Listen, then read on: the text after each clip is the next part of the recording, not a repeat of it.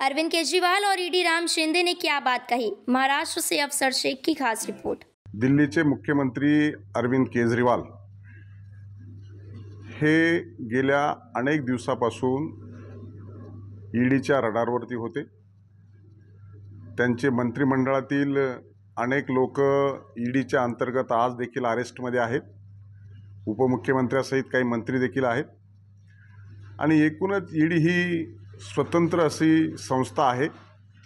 मनी लॉन्ड्रिंगच्या संदर्भामध्ये केस दाखल झाल्याच्या नंतर त्यामध्ये ईओडब्ल्यूचं काम करते आणि 100 कोटीच्या पुढे घोटाळा असल्याच्या नंतरच तो तपास झाल्याच्या नंतर ईडीकडे ही केस वर्ग होते। आणि म्हणून ही काही आज केस झाली आणि दुपारी त्यांना अरेस्ट झाला असं नाही आहे। गेल्या 2 वर्षापासून सातत्यानं ईडीची चौकशी चालू आहे।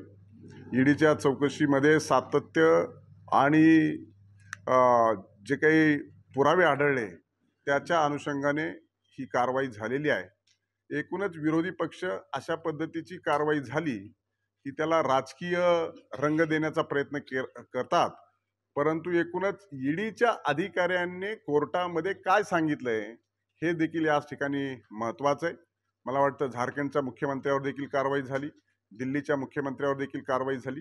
मग अशा पद्धतीच्या कारवाईला सामोरं जात असताना राजकीय रंग देणं आणि आपला बचाव करणं एवढाच त्याच्यामध्ये हेतू आहे। आणि मग मात्र विरोधी पक्ष त्यावरती प्रतिक्रिया देत असताना निवडणुकीच्या तोंडावर असं झालं, निवडणुकीच्या तोंडावर तसं झालं, परंतु गुन्हेगार हा गुन्हेगार असतो आणि देशाच्या इतिहासामध्ये अशा पद्धतीची कृती पहिल्यांदाच झाली आणि म्हणूनसाठी ही पहिल्यांदा कृती यासाठी झाली आहे की शेवटी गुन्हा केला तर शिक्षा होणारच।